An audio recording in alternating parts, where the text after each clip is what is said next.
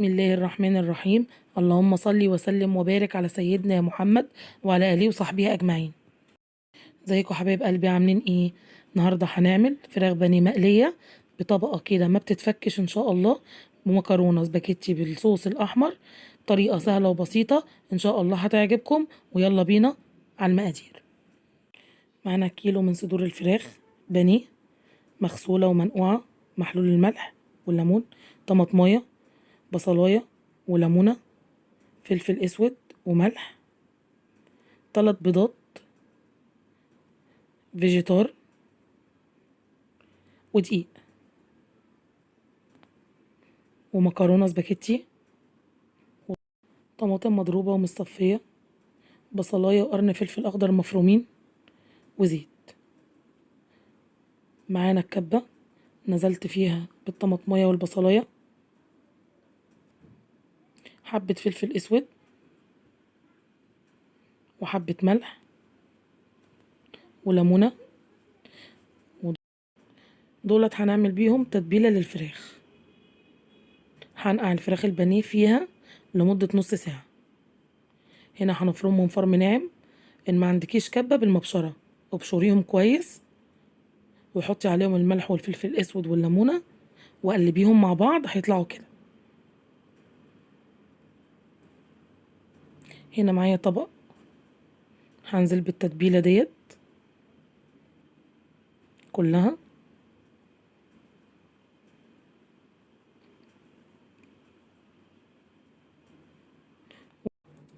وهنزل بالفراخ البانيه كلها،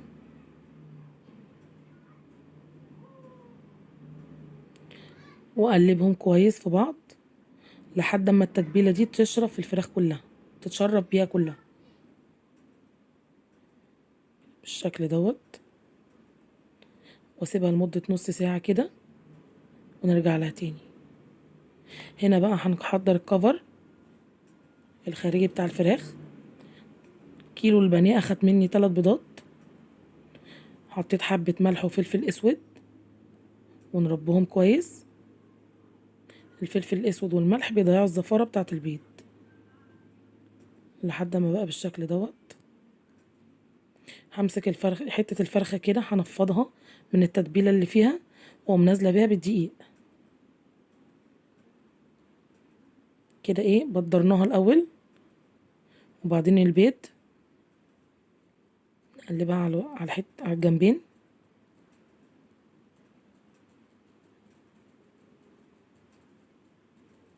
وفي الفيجيتار دوت بقسماط مطحون وانا مبهراه.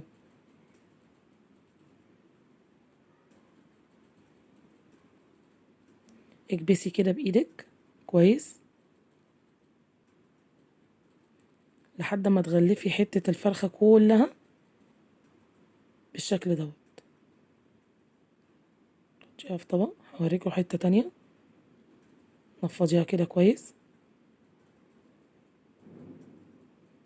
وفي الدقيق نغلفها برضو في الدقيق كويس، نفضيها، وفي البيض على الجنبين كده بأي شوكة معاكي. ما تخليش ايدك تلمس البيض عشان البقسماط ما يلزقش فيها. في الفيجيتار اكبسي كده بالراحة لحد ما كلها تتغلف معاكي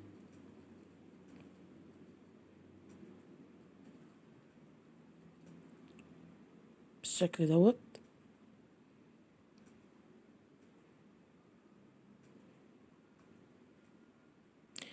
نخلص بقى كل الكمية ونرجع تاني. هنا خلصت الكمية اهو، حطيت في الطبق او صينية معاكي او اي حاجة او علبة ترصي فيها. بنحطه كيس كده بتاع التلاجة، بقطعه عازل ما بين كل طبقة وطبقة عشان ما تلزقش في بعض وتعمل زي مية كده والاقيها بشننت معايا كده بالشكل دوت. نحط طبقة تانية برضو كيس عازل، اكياس من بتاعة التلاجة، افتحيها وحطيها لحد ما تخلصي الكمية اللي معاكي كلها. كده اهوت. نسيبها حوالي برضو نص ساعة ونرجع تاني. هنا معايا حلة على النار فيها مية هتغلي اهيت. انزل بحبة زيت وملح، ولما تغلي معايا انزل بالمكرونة. انا المكرونة الاسباجيتي بحب اكسرها كده عشان ولادي.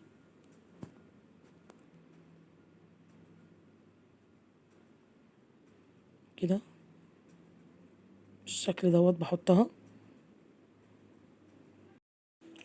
بنحط كل الكيس اللي معايا واقلبها كويس.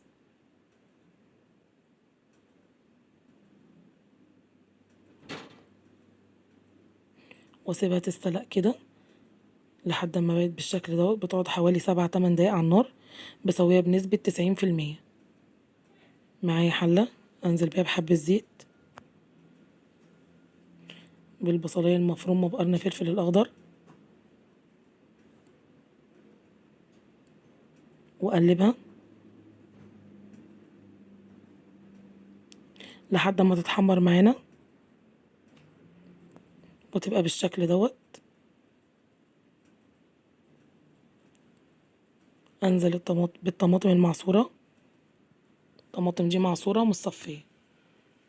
حبة فلفل اسود، حبة ملح، بتظبطي برضو الملح بتاعها، واسيبها تتسبك. هنا هنحمر البانيه بقى. حتة زبدة وعليها حبة زيت. اول ما تنزلي بالزبدة على طول حطي الزيت عشان ما تحرقش منك. وأما تقدح كده معانا انزل بالفراخ بتاعتنا على نار وسط. بوريك اهوت علشان تستوي وتاخد اللون الذهبي.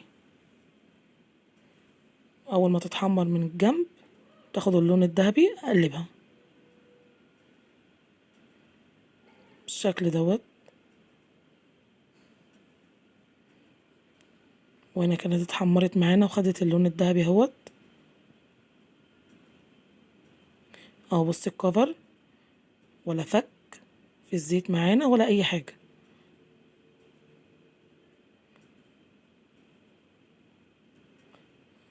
ونكمل بقية الكمية كلها ونرجع لكم تاني. هنا بقى كانت اهي الطماطم اتسبكت. هنزل بالمكرونة. هنا المكرونة برضو هقول لكم تاني مسوياها بنسبة 90%. لازم يبقى فيها التكة البسيطة دي علشان خاطر وانا بقلبها في الصلصة كده هتطرى تاني.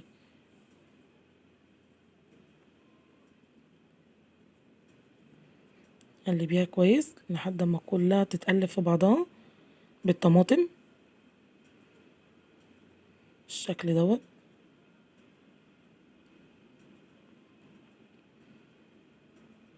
هنا هنغرف بقى. بصوا الفراخ هنا تحسي ان حتة الفرخة كبيرة كده ومنفوشة. ده من الدقيق اللي احنا حطيناها طبقة الكفر بتاع الدقيق هو اللي عمل فيها كده. سو مستوية من جوه ومقرمشة من بره واخدة اللون الذهبي. وهنا المكرونة اهي ولا معجنة ولا حاجة ابدا. لحد اخر حباية معاكي هتفضل كده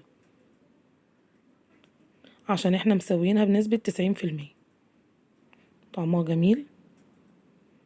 اهوت ده شكلها.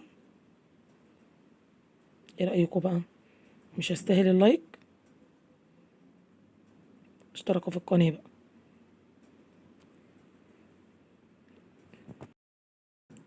وده الشكل النهائي للفراخ بتاعتنا. يا رب يكون عجبكم.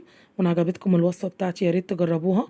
ما تنسوش بقى تشتركوا في القناة، تحطوا اللايك وتفعلوا الجرس عشان يوصل لكم مني كل جديد في اسرار الطبخ مع ام ربيع. والسلام عليكم ورحمة الله وبركاته.